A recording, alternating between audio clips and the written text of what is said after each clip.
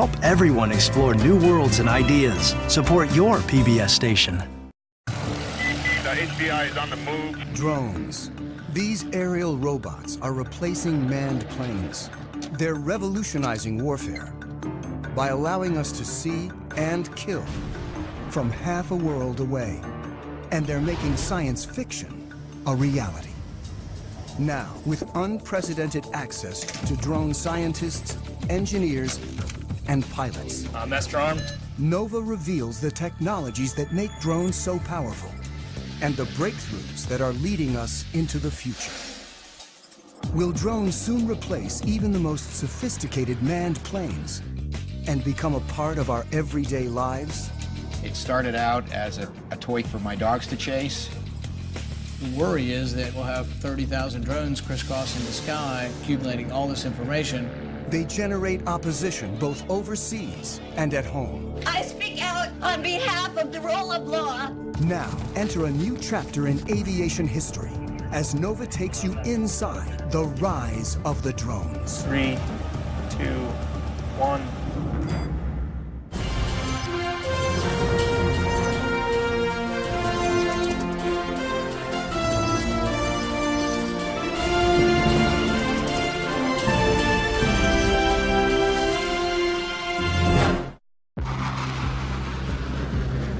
This is the ultimate melding of man and machine.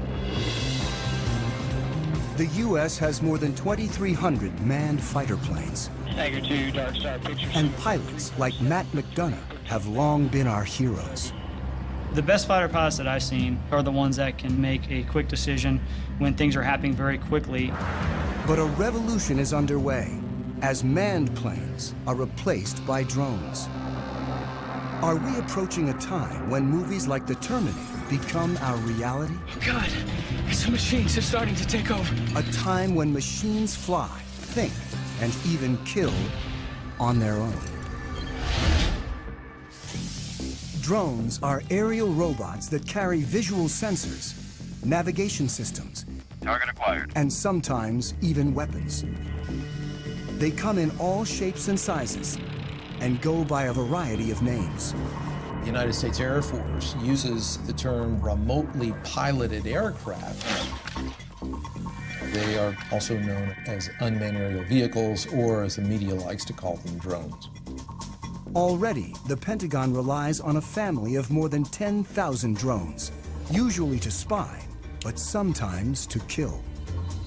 Small enough to fit in a soldier's backpack, the 3-foot-long Raven is the most widely used spy drone in the world. The stealthy Sentinel provided crucial intelligence in the raid to kill bin Laden. The killer Predator has flown thousands of missions since 2001. And the giant Global Hawk can stay aloft and spy for up to 35 hours. The military uses drones to support troops on the ground. 20 seconds. The CIA maintains a covert drone program to find and target individuals. The government claims drones have helped to eliminate up to 70% of Al-Qaeda's top leadership. They've been so effective, the Air Force predicts nearly a third of its attack and fighter planes will be drones within a decade. Planes can fly longer, they can pull more Gs, they can be more precise when they bomb if a human is not in the cockpit. We're entering a new era when the supremacy of even the most advanced planes is being challenged as engineers take the pilot out of the cockpit. Holloman Air Force Base in southern New Mexico is the largest Air Force training base for operators of remotely piloted aircraft. My name is Chad. I'm a captain in the United States Air Force. For security reasons, we've been asked to cover our last names to prevent us from potentially becoming a target of any kind. Captain Chad has flown remotely piloted aircraft in combat for 3 years, and now teaches pilots to fly the world's most famous killer drone. It's known as the MQ-1, or more commonly, the Predator.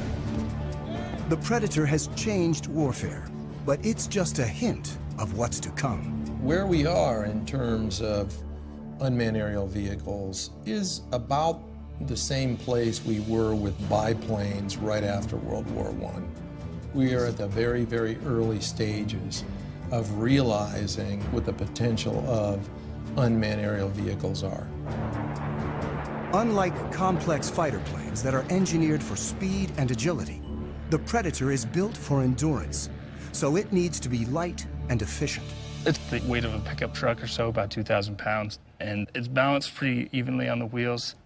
And with one hand here, I can lift it up and set it back down. The propeller-driven Predator cruises at only 84 miles per hour, and its four-cylinder engine burns about 300 times less fuel than a fighter jet. I can't say exactly how long it can stay up, but it is possible to stay up over 24 hours. A typical fighter plane can only fly for about 2 hours without refueling, and short, angled wings keep it fast and maneuverable. But the Predator hovers 5 miles up, often in uncontested airspace, and its long wings maximize lift. So as you can see, it's got some flex to it. With no pilot to protect, a remotely piloted aircraft is much lighter and simpler than a manned plane. On a fighter, the pilot's support equipment and ejection system alone weigh as much as a Predator, which in place of a cockpit has a satellite control system. It's essentially the brains of the aircraft. It gives us the ability to communicate, control, keep link with the aircraft, and navigate it. The Predator's sensor ball carries daylight and infrared cameras. We can easily make out people from 5-6 miles away. The sensor ball also guides the Predator's 2 Hellfire missiles. From right here, we fire the laser, and the laser spot hits the ground, and then once we fire the missile, this is the seeker, so this seeker will find that laser spot on the ground and travel to that spot, giving us a very precise capability of employing weapons. When conducting missions, remote pilots work out of small trailers on the ground. They control the Predator by satellite. This link is what makes it possible to take the human out of the cockpit and fly from virtually anywhere on the planet. It's tight, about the size of a normal shipping container. And a shift, it could be anywhere from 2 or 3 hours up to 8 or more hours, depending on the situation. From trailers like this, pilots of the Predator and its larger cousin, the Reaper, have killed thousands of individuals since 2001. In this clip from Iraq, a Predator pilot sees 2 insurgents firing mortars towards a coalition airbase. He tracks them and finally shoots. Flash. The pilot's role is to support troops on the ground and go after threats while trying to minimize civilian casualties. With such high stakes, pilots like Chad need ongoing training. Today, he'll be flying the Reaper in an exercise 50 miles away in the New Mexico desert. All right, Greg, you're gonna be my HVI. I have Shadow on station. He's gonna be watching you. You're gonna be on a group of former soldiers working for a company called Rally Point will run an exercise in which Chad will hunt down insurgents in a mock village. We'll strike you there. Once you die, stay there, drive. 2 will play insurgents, and 1 will be a soldier on the ground communicating with Chad. About to take off now, so we're going to push the throttle up. And there we're up in the air. The training mission offers a rare glimpse into the mechanics of how the U.S. uses drones to support troops and prosecute its war on terror. The goal is to make it as realistic as possible so pilots can avoid mistakes when in battle. They should be checking in here probably in the next 20 minutes or so. It's going to be a MQ-9 Reaper. If they're at 25,000 feet, which they generally work, we're not going to be able to see them at all. It takes about half an hour to reach the mock village. Drones like the Reaper can fly on their own using autopilot and preset GPS locations. But the Air Force still keeps human hands on the controls at all times. People have this concept of either it's a manned plane and the pilot's doing everything, or it's an unmanned plane and it's something out of the Terminator movies. The reality is It's in the middle right now for both the manned and the unmanned planes. Our mind tries to put it in terms of robot or human, but the reality is a mix. As Chad pilots the Reaper, his sensor operator, Jay, controls the cameras and lasers. On the ground, the fake insurgents enter the village as the Reaper hovers miles above. Bones 3-4, Rally 20, stay status. Rally from Bones 3-4, we have eyes on the target. Chad gets direction from the soldier, whose handheld receiver and computer allow him to see what Chad sees. Chad's call sign is Bones. The soldier goes by Rally. And Rally from Bones, we have 2 packs moving around inside the northwest corner of the compound. Bones 3-4 from Rally 20, continued shadow. The soldier directs Chad and Jay to follow an HVI, or high-value individual, dressed in black. Rally from Bones 3-4, looks like the one individual wearing black is now getting on the motorcycle and departing the group. Depending on the situation, the decision to kill comes from an intelligence officer who could be anywhere, a battle commander on the ground, or sometimes the pilot. Bones 3-4 from Rally 20, looks like that personnel is stopping. Bones 3-4, that's a firm, that's what we got up here. All right, what I'd like to do is go ahead and prosecute 9-line Bravo 1. Copy. Master armed. The sensor operator targets using the laser. This will be a run against the target under our crosshairs. 10 seconds to release. Sensor, you ready? Copy. 3, 2, 1, rifle. And Bones 3-4, weapons away. 25 seconds time of flight. The Predator uses laser-guided Hellfire missiles. The weapons that can be used operate with an air distance of less than 9 feet. You can put a weapon through a window-sized opening with ease. 5, 4, 3, 2, 1, splash. Rally from Bones 09, firm, we have splash, standby for BDA. And Bones Rally looks like good splash. Copy, lasers off, and Master Arm is now safe. The efficiency of having a single craft able to find, follow, and eliminate a target like this in real time represents a revolution in warfare. Let's go back to the middle of the last century. During World War II, it took on the order of months to assemble intelligence from a variety of different sources, whether it be airborne, on the ground, to assimilate that information and then determine what targets might be hit.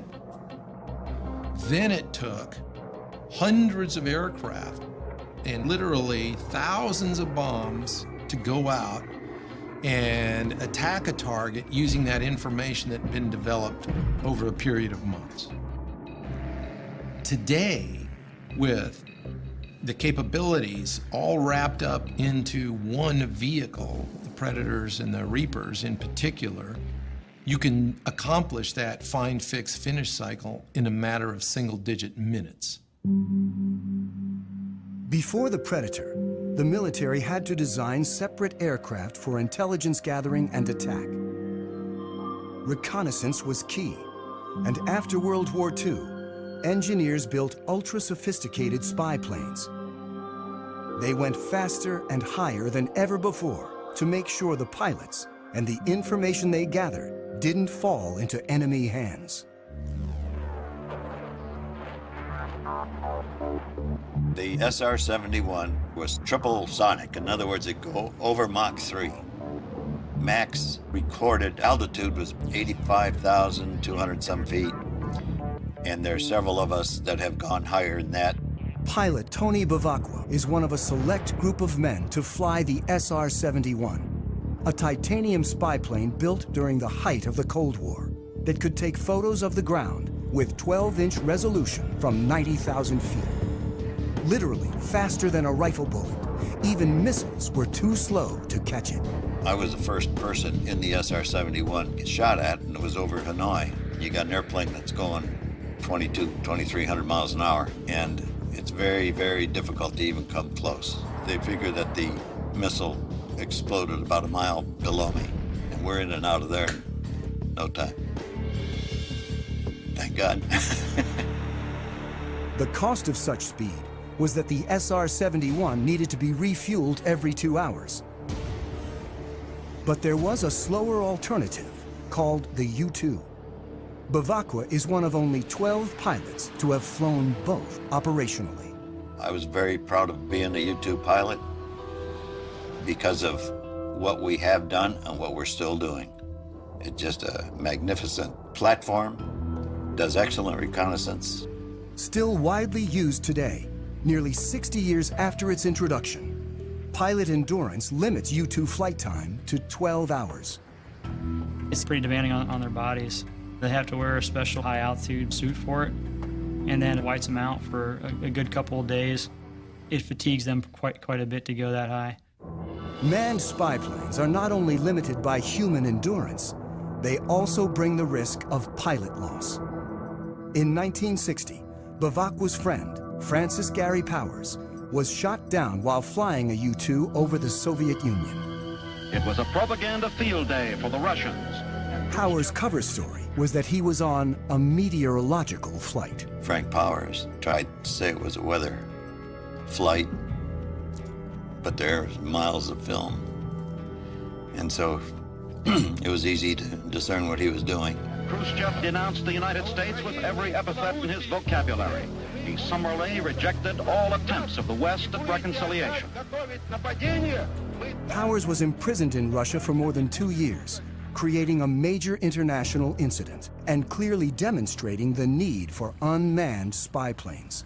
It was a development from the pilotless aircraft principle. Guidance was by radio from an accompanying aircraft. After reaching altitude... As early as World War II, once at altitude, airplanes could be controlled by radio signals after the pilot bailed out.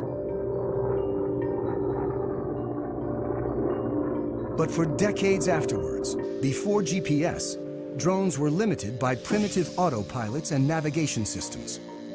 In the 60s and 70s, drones crashed constantly, including the most advanced unmanned aerial vehicle, or UAV, the Aquila drone, that averaged a crash every 20 hours.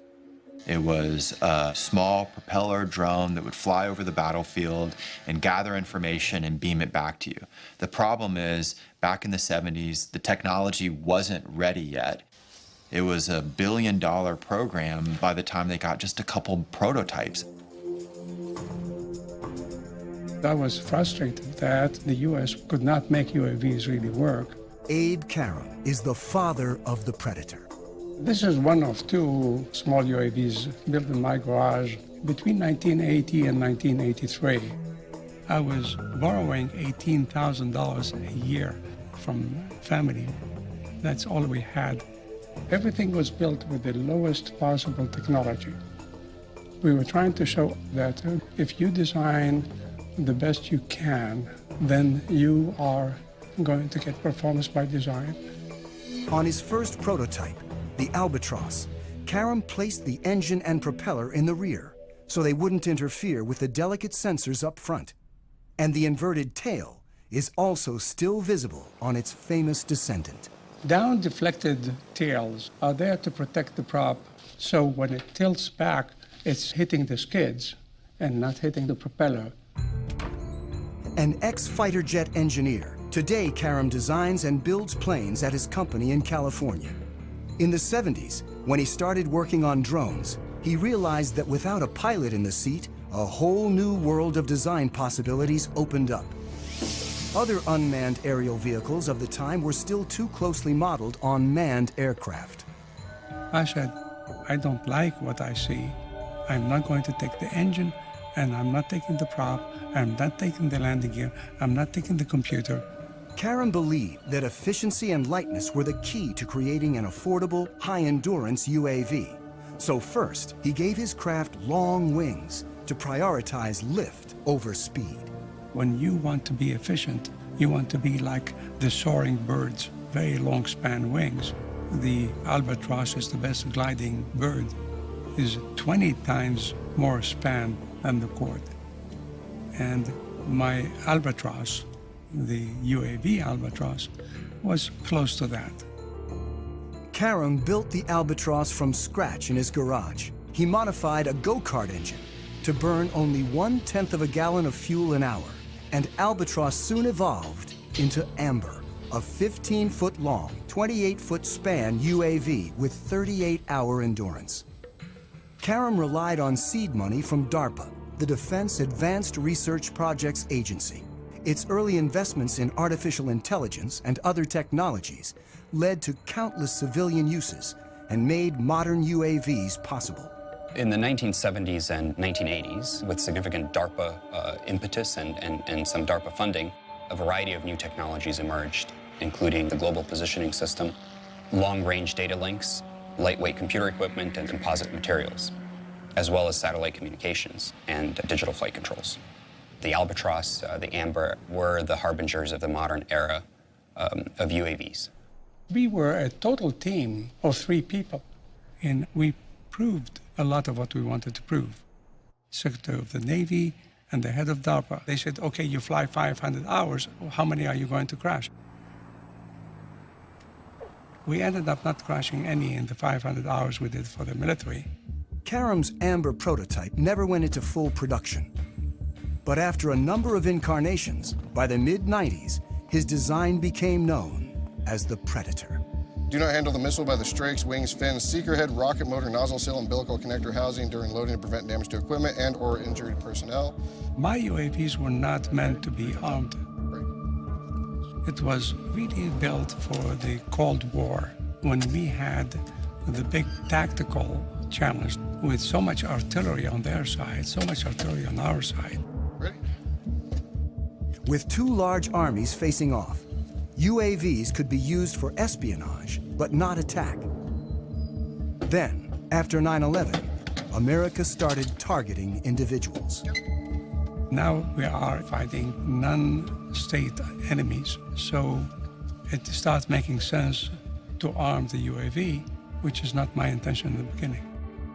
In October 2001, an armed Predator changed warfare forever.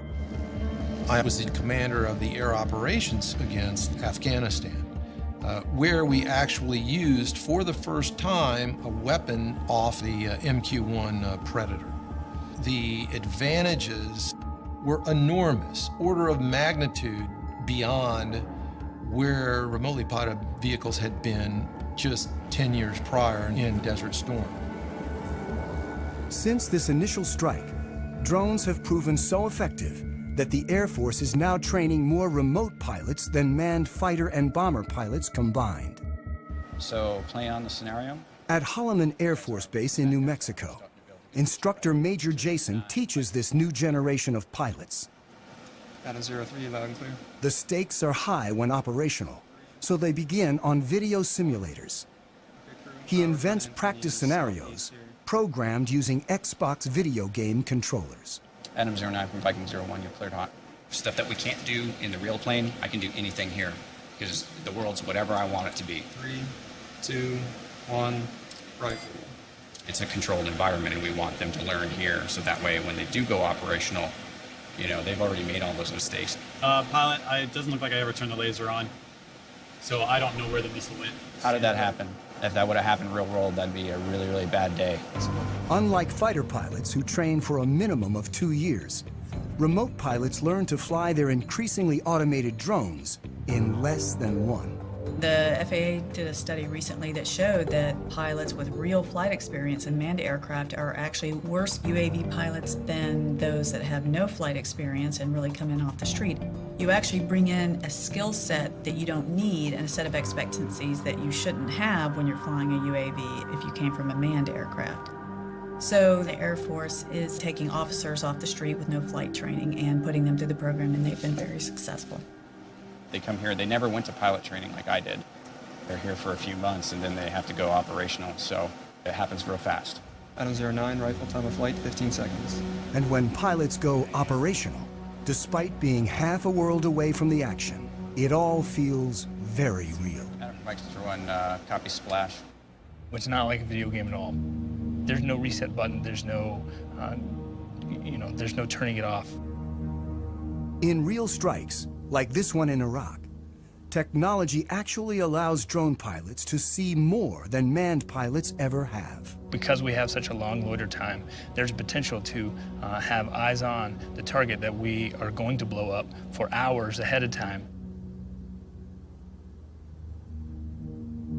Then we employ on it, strike the target.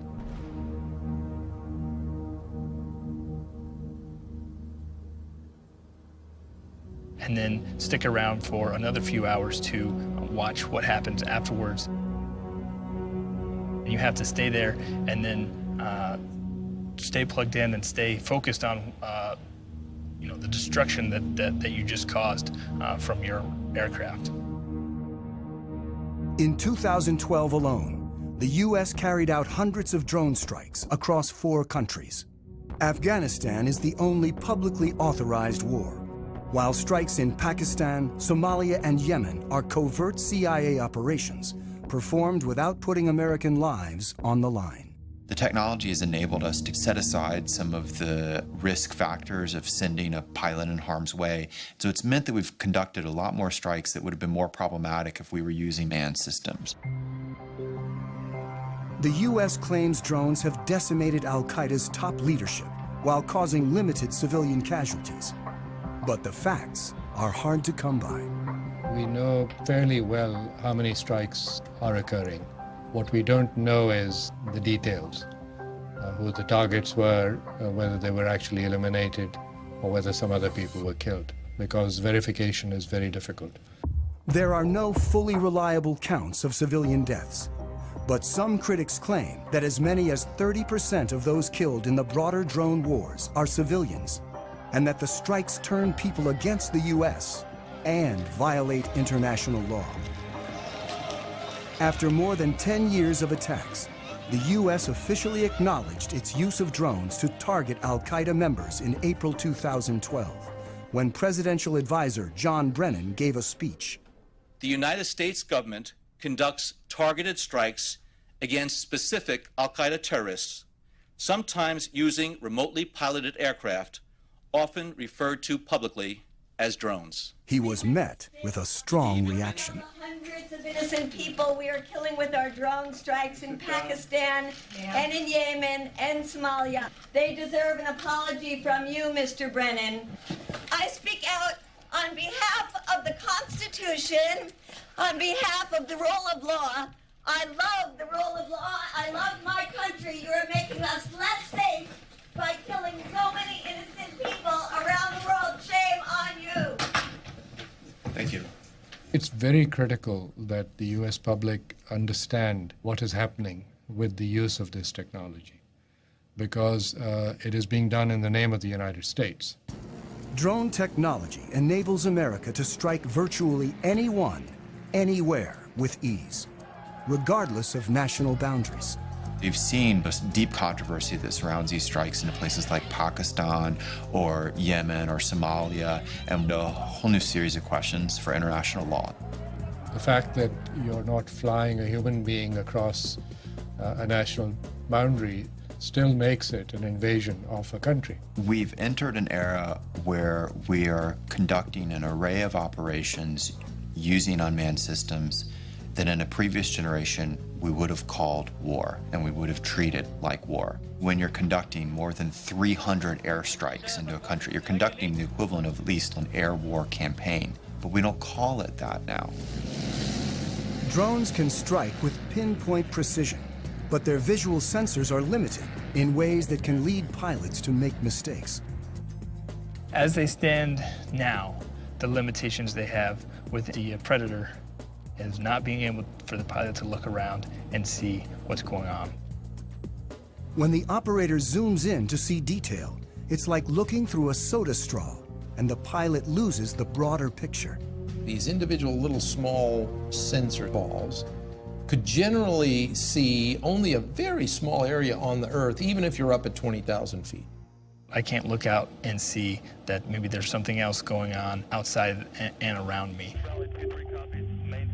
So the crew's grasp of the situation can be limited. And when they zoom in, they sometimes lose sight of key details on the ground. This secret 2010 transcript, obtained by journalists through the Freedom of Information Act, reveals what can go wrong. While supporting forces on the ground, a Predator team mistook a convoy of Afghan civilians, including women and children, for militants. The pilot asks, "Is that a rifle?" The answer is, "Can't really tell." After hours of monitoring, the ground commander calls in a strike. And 23 civilians die, in part because of limitations of the sensors. But engineers are working to create new sensors that can see more in greater detail than ever before. Today, we've developed sensors that can watch with an all-seeing eye and see an area about the size of a small city, all at one time. This is the next generation of surveillance. For the first time, we actually have permission from the government to show the basic capabilities. It is important for the public to know that some of these capabilities exist. Engineer Yanis Antoniadis designed the new sensor, known as Argus. With 1.8 billion pixels, it's the world's highest resolution camera. Argus fits inside this pod that attaches to the belly of a UAV. But because much of the work is classified, we can't see the sensor itself. Because we are not allowed to expose some of the pieces that make up the sensors, so you get to look at pretty plastic curtains. Also known as Wide Area Persistent Stare, Argus is the equivalent of having up to 100 predators look at an area the size of a medium-sized city at once. This image was taken 17,500 feet above Quantico, Virginia, and covers 15 square miles. This whole image is at a very, very fine resolution. So if we wanted to know what is going on in any spot along this image, say near this building at this intersection, we can generate a moving image that shows what's going on in the area. Simply by touching the screen, Antoniadis has opened up a window showing a detailed area, while still maintaining the broader context. And everything that is a moving object is being automatically tracked. The color boxes represent that the computer has recognized the moving objects. You can see individuals crossing the street. You can see individuals walking in parking lots. There's actually enough resolution to be able to see the people waving their arms or walking around, what kind of clothes they wear. And you could pick the location of where you produce these images anywhere in the entire field of view. Antoniadis can open up to 65 windows at once and can see objects as small as 6 inches on the ground. From even 17,500 feet, the white thing that you see flying around is a bird. Argus streams live to the ground and also stores everything, 1 million terabytes of video a day, which is the equivalent of 5,000 hours of high-definition footage. So you can go back and say, I would like to see what happened at this particular location 3 days, 2 hours, 4 minutes ago, and it would actually show you exactly what happened as if you were watching it live. To create the world's highest definition camera, Antoniadis needed to design a new imaging chip. But DARPA, the project's funder, wanted to move fast and keep costs down. So he borrowed technology that most people have in their pockets. Inside this cell phone, we find a tiny little camera. So if you were to take off the majority of it, you'd be left with an imaging chip. If you were to take 368 of these and make a big mosaic out of them and start shooting images, now you have Argus. Unlike the Predator camera that limits field of view, Argus melds together video from each of its 368 chips to create a 1.8 billion pixel video stream. This makes it possible to zoom in and still see tremendous detail. Whether Argus has been deployed in the field is classified. I'm not at liberty to discuss plans with the government, but if we had our choice, we would like Argus to be over the same area 24 hours a day, 7 days a week.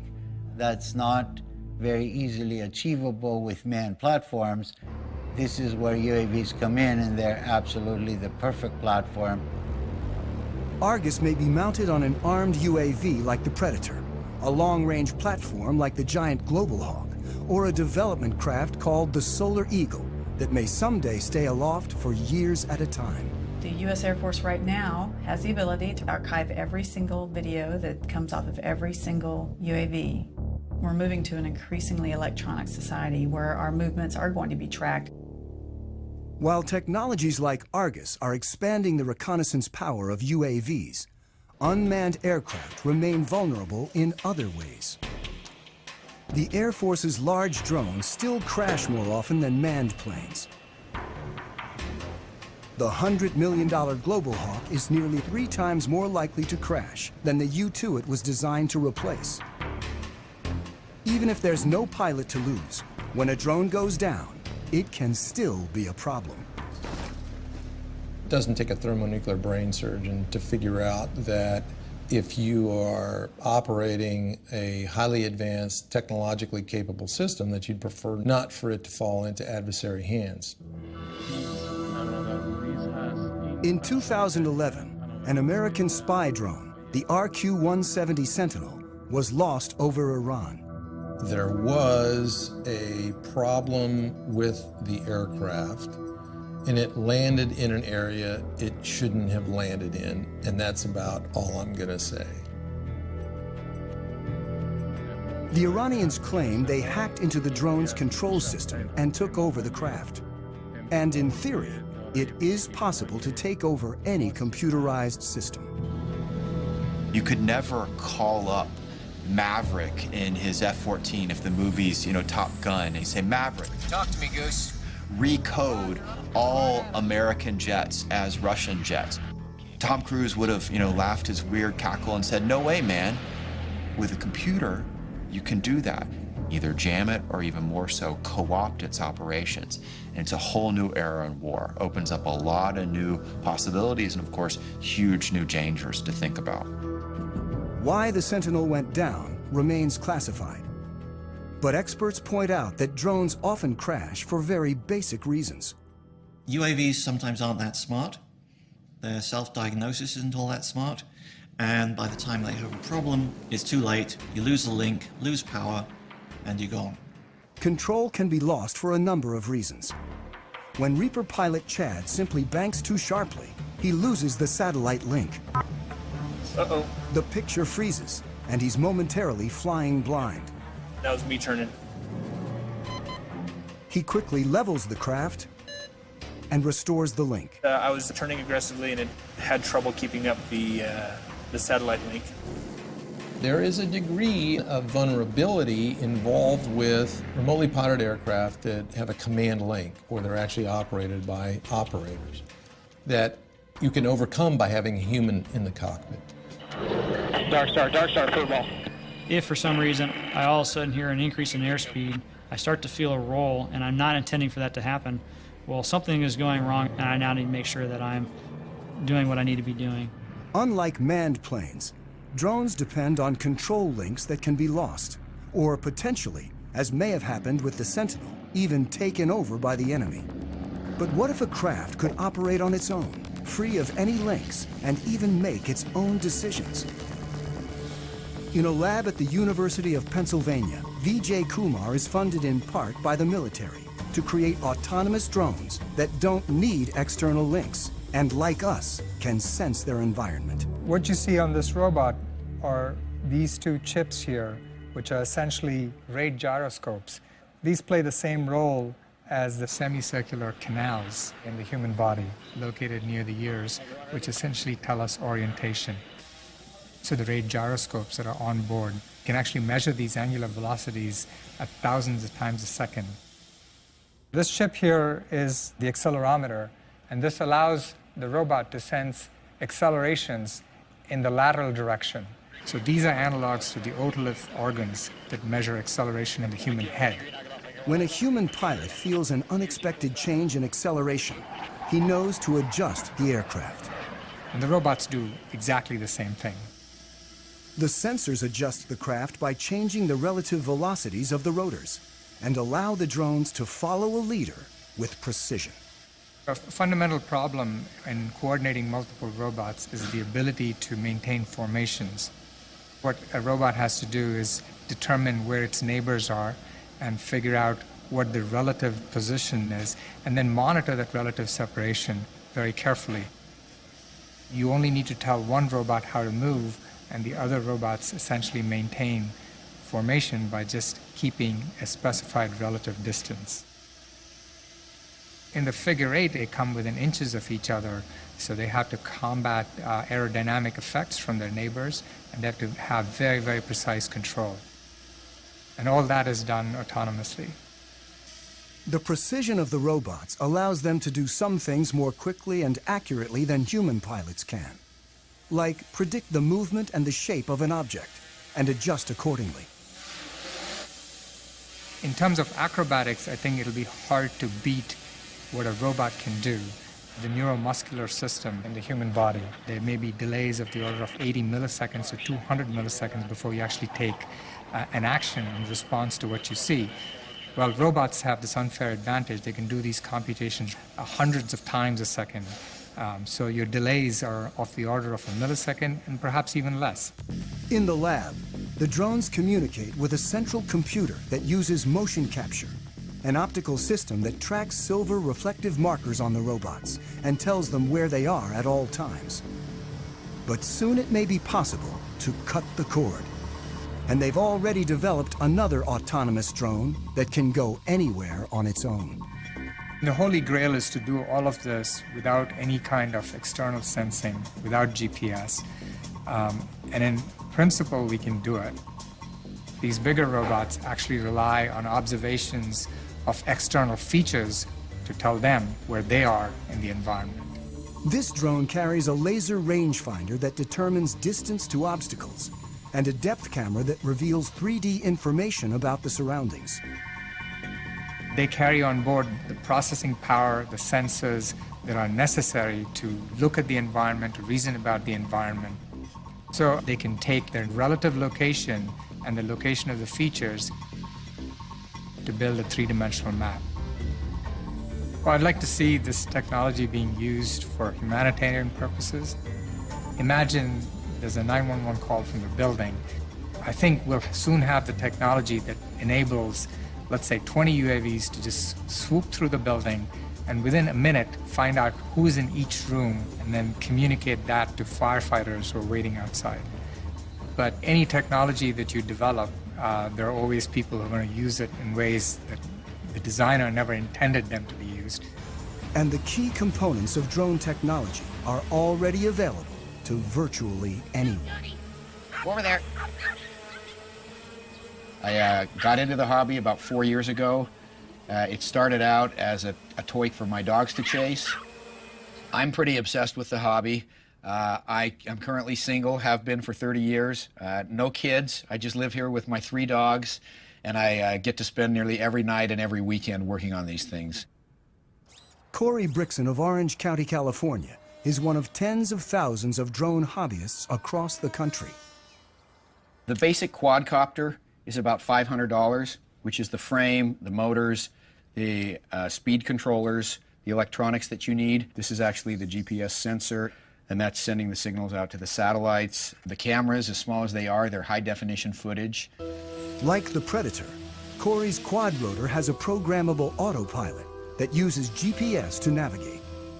He can set locations, altitude, and speed so the craft can fly autonomously. Corey flies for fun, but drones, small and large, are increasingly used domestically for more serious purposes. The Border Patrol searches for illegal migrants with Predators. Police departments are turning to smaller drones for reconnaissance. And thousands of individuals use them for their own, sometimes political, ends. We don't consider ourselves to be animal rights activists. We're investigators. Some of our targets are the pigeon shooters in Pennsylvania, so we had the copter up filming what's going on. There were a couple of shots and it's slowly losing altitude. And then it takes one more shot, and it's down in the trees. You can hear the shooters start cheering and laughing and all that kind of thing. What they didn't know is that we had more. This incident is the first known shoot-down of a domestic drone, but it may not be the last. The spread of drones has raised concerns about privacy and even led one senator to propose legislation limiting domestic use. I think anybody that can use a device to peer into your activities, even if it's from the air outside your window or the air above your property, I think there's a right to privacy, and I'm all for making sure that, you know, all these drones don't come back from Afghanistan and Iraq and get put to purpose here that isn't consistent with our constitutional bearings. The worry is that in 2 or 3 years we'll have 30,000 drones crisscrossing the sky, accumulating all this information. It's a game changer, but it's not just an American revolution. There are more than 55 other countries right now that are building, buying, or using military robotics, particularly in the air. Iran recently announced it has its own armed drone with a range of over 1,000 miles. It's not known whether any of the technology was adopted from the lost U.S. Sentinel. But in the drone's arms race, the U.S. is constantly developing new technologies, like a small flying camera with a twist called Switchblade. The Switchblade will launch out of this tube, and the wings, the tail, the propeller will all spring open. That's why it's called Switchblade. And so when the operator finds the target by looking into the viewing screen, he'll then send a command to the Switchblade that'll enable the Switchblade to basically hone in on that target and detonate its explosive charge upon contact. It's a tool that our customers are very excited about, and it's a tool we think will protect our forces and help save innocent lives. Switchblade's already been deployed, and a killer drone that may someday replace a manned fighter is on the horizon. And it's really about a decade ago, some folks got together and they said, what if we want to put unmanned aircraft on an aircraft carrier? How do we do that? This X-47B prototype is the world's first tailless fighter-sized drone. But it's still a year or two away from its first goal, to take off and land on an aircraft carrier. We're maturing the technology required to take this unmanned vehicle to land on the flight deck autonomously. We're focusing on the mechanics of landing the aircraft, where you have a predetermined position that you're targeting to, and the aircraft can react very quickly to changes in that environment to put itself on that pre-planned position. The system has a lot of sensors, a lot of instrumentation on it, so it knows how all of its subsystems are behaving. It knows how its engine and all of its control surfaces are performing at any time. It'll turn where we expect it to turn, it'll come back when we expect it to come back, and it'll land on the runway that we planned. Drones are no longer just eyes in the sky, and someday UAVs like the X-47B may be involved in sophisticated attacks alongside manned jets. It's the idea of the mix, the team working together. That's probably the future. You won't see every plane on the aircraft carrier be one of these. So right now the vision is, oh, we'll just have 1 or 2. But when they get them and maybe they prove more useful, then it may be, well, we don't want 1 or 2, we want a squadron. It's a lot like if you look at the first use of mechanized forces. Originally it was lots of horses and just a couple of trucks and tanks, and then you saw things change and change and change over time. We'll probably see the same thing happening with robotics. As drones like the X-47B mature, they'll become more autonomous, likely conducting bombing runs, then more complicated air-to-air operations. Even as policymakers debate the rules of engagement for drones, technology is moving forward toward a time when drones might operate with intelligence that more closely resembles our own. But for now, they can't do what a pilot can. When you get an aircraft like this over hostile territory, you'll have potential targets or threats that will pop up unplanned. So what we haven't done yet is develop the technology that would then react to those unplanned targets or threats. Thank you very much for coming to Pax River today. I think UAVs of the future will certainly be able to exhibit increased levels of autonomy. But I think if you were to ask most autonomy researchers or most AI researchers about whether the rise of the machines type scenario is a real concern, their response would be, we should be so lucky. And in fact, if we could get little slivers of that kind of adaptive and cognitive capability into systems, that would be a very significant breakthrough over where we stand today. Angry T-plus check. I've flown about 2,000 hours, and the missions that I've flown seldom go as planned. There's a lot of pieces that you cannot plan for. Nothing replaces the human being in a tactical environment, saying what to do next and why not this and why not that. Cactus 1539 hit birds.